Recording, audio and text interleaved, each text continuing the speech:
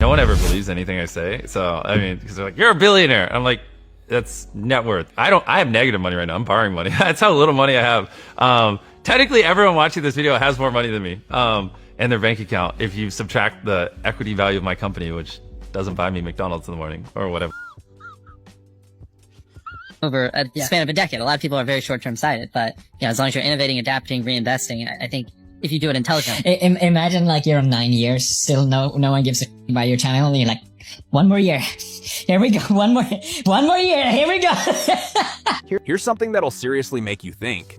The guy who used to yell at video games from his bedroom, the same guy people laughed at and called washed up, the same creator many dismissed as just being bitter, ended up being one of the few people who saw where YouTube was really heading.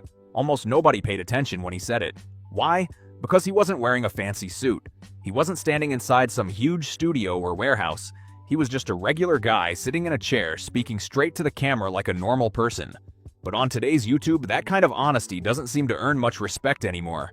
That person was PewDiePie, and what he said about the platform years ago wasn't just bitterness, it was a warning that many people completely overlooked. It wasn't just a complaint, it was almost like a roadmap for everything that came next. Long before videos had budgets reaching millions of dollars, long before creators needed lawyers and full teams just to upload content, and long before YouTube turned into a massive business with warehouses, supply chains, and HR departments, PewDiePie said the platform was losing what made it special. He warned that the algorithm was slowly taking over everything. When he said big companies could eventually push individual creators into the background, people laughed. They called him out of touch and treated him like someone who couldn't keep up with the times. But that's the strange thing about bold predictions. Sooner or later, the future arrives, and when it does, the jokes suddenly stop, because the warning starts looking a lot more real. The platform PewDiePie talked about didn't just change, it kept moving in that direction. Then came MrBeast. That's where the conversation gets really interesting. MrBeast didn't just find success on modern YouTube, many people see him as the ultimate version of what the platform rewards today. It's like every algorithm trend kept building on the last one until YouTube became something very different from what many longtime viewers remember. To see why this matters so much, you have to go back to 2019. It was one of the biggest storylines YouTube has ever seen, PewDiePie versus T-Series. If you were watching back then, you probably remember the feeling. It wasn't just about subscriber numbers. It felt like people were choosing what YouTube was supposed to stand for. On one side was a single creator with a camera, a gaming chair, and a personality that kept millions of people watching. On the other side was a huge company with massive resources but very little personal connection on screen. Its uploads felt highly organized and polished, but many viewers thought they lacked the personal touch that made early YouTube feel unique. Right in the middle of all that excitement was a younger creator named Jimmy, better known as MrBeast. He went all in to support PewDiePie, running ads and even paying for billboards to spread the message. He stood outside in the freezing cold with a megaphone shouting, "Subscribe to PewDiePie," as if everything depended on it. At the time, it truly seemed like he believed every word. It felt like he was standing up for something bigger than just one creator. To many viewers, it looked like he was supporting independent creators, real personality, and the idea that YouTube should stay a place where people connected with people instead of becoming a platform driven mainly by large-scale content businesses. Over a span of a decade, a lot of people are very short-term sighted, but as long as you're innovating, adapting, reinvesting, I think if you do it intelligently. Imagine like you're on 9 years, still no one gives a about your channel, and you're like, one more year. Here we go. One more year. Here we go. But MrBeast told me I gotta innovate and I gotta be intelligent. Oh, my life is passed before me. I'm gonna die so alone. close. I'm so close. One more year. People loved him for it, and it's easy to understand why. But here's the part that many people don't like talking about. In the years that followed, MrBeast didn't just become a much bigger creator. To many viewers, he came to represent the same direction of YouTube that PewDiePie had been warning about. Not because of bad intentions, but because of how the platform kept changing. Large production teams became the norm instead of one person with a camera. Huge budgets started playing a bigger role than simple ideas and spontaneous moments. Many of MrBeast's videos now look less like casual uploads and more like carefully planned productions. Every frame appears to be designed with a purpose.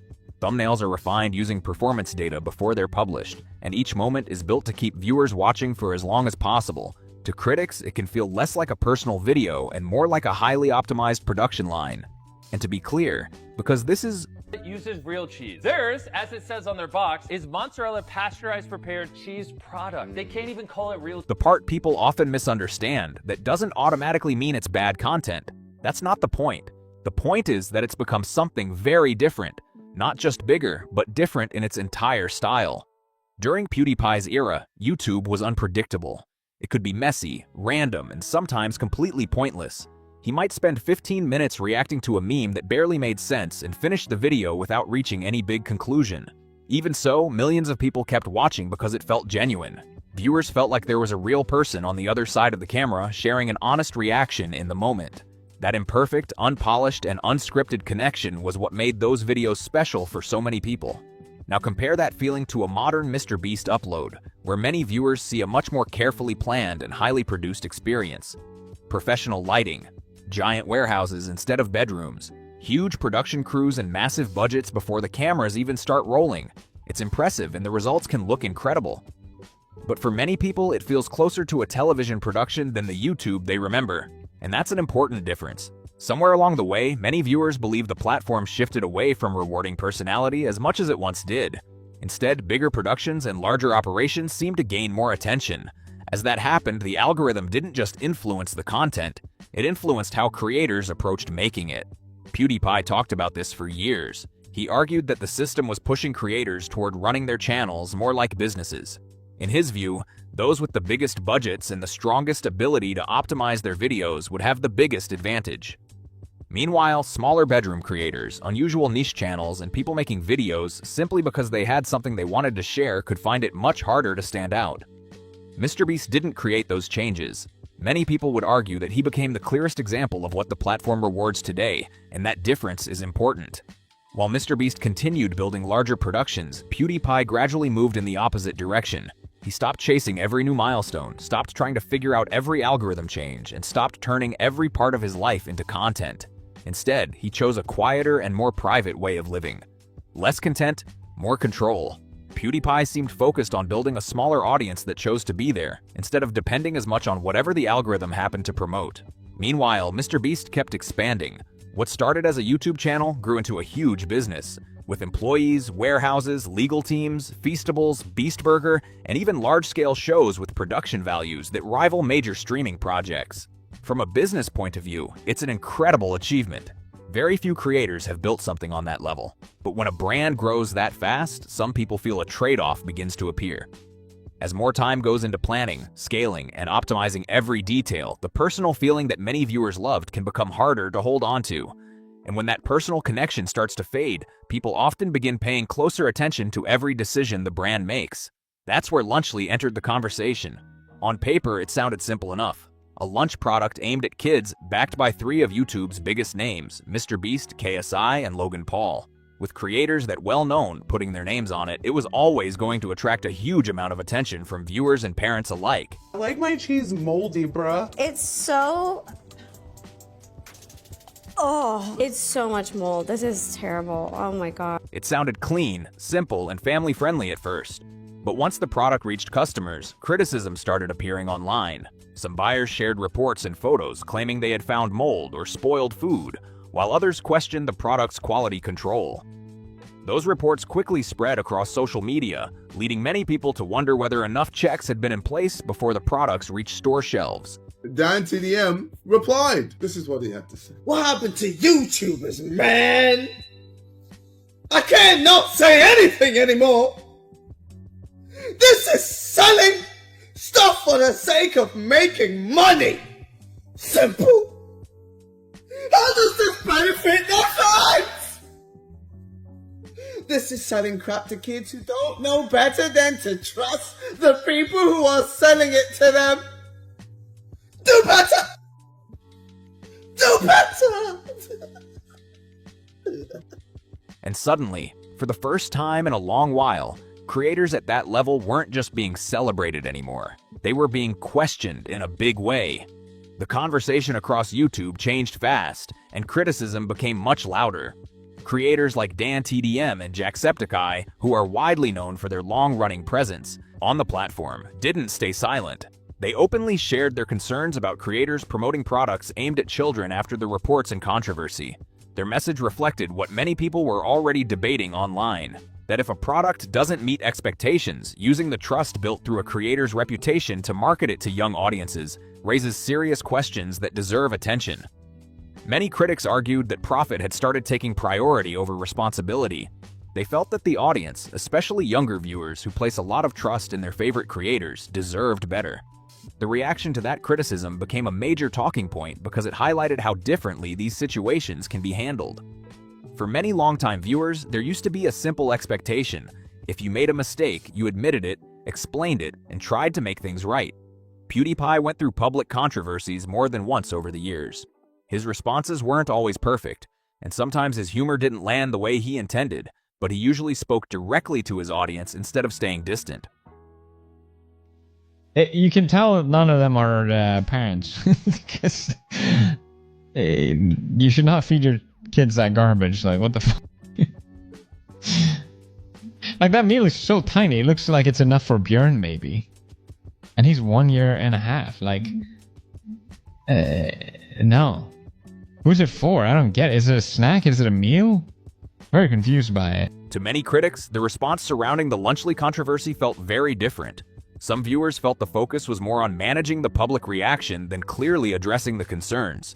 Instead of hearing a message that sounded like, "We got it wrong, and here's how we're fixing it."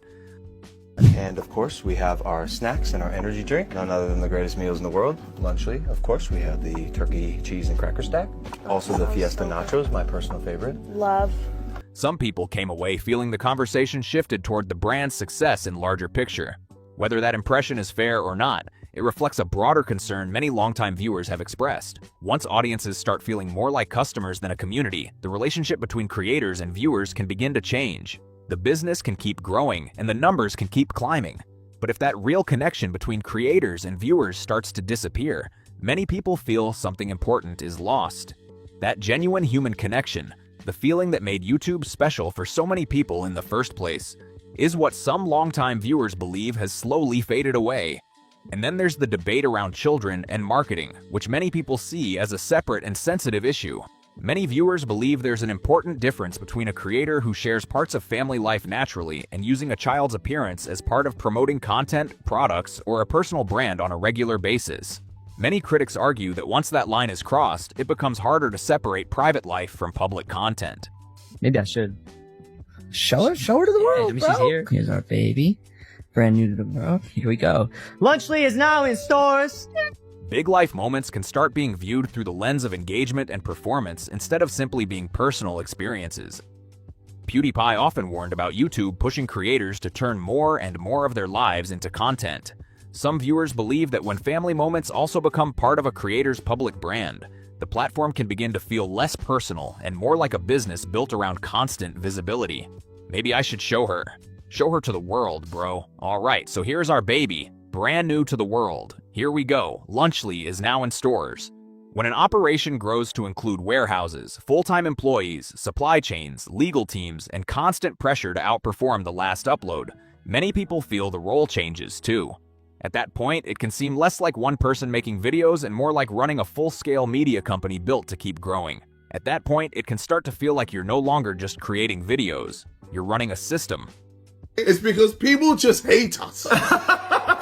That's it. People just hate us. And I've come to realize now in my adult life that hate really is just a feeling of one's own inadequacy. You're dissatisfied with your life, you're unhappy, you're angry because your wife left you, or you suck. You might as well go hate on a cracker stack. And systems are built to keep moving.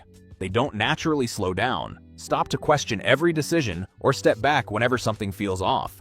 Their job is to improve, expand, and optimize. Many people believe the hidden cost of that kind of growth is that, over time, a creator's personal identity can become tightly connected to the brand they've built. When that happens, criticism may no longer feel like simple feedback.